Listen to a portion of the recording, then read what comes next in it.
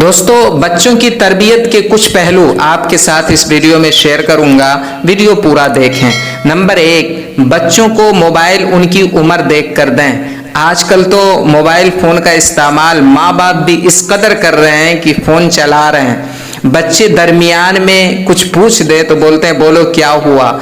नज़र, दिल, दिमाग सब फ़ोन पर और जुबान से बोल रहे हैं बोलो क्या हुआ। इससे बच्चों के ऊपर क्या असर होगा ये आप खुद सोच कर देख लें।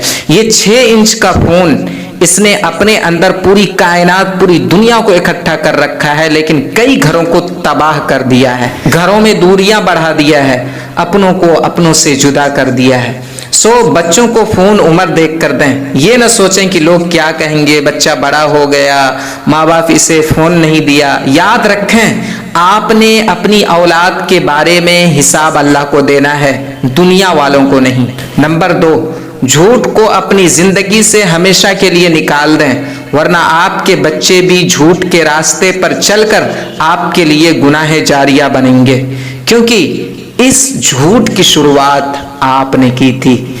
नंबर 3, अपने बच्चों के सामने रोल मॉडल बने। अगर आप चाहते हैं कि आपके बच्चे आपके लिए सुकून का जरिया बने और आपके साथ जन्नत में जाएं, तो बच्चे के सामने हर वो अमल करें जिससे अल्लाह राजी हो।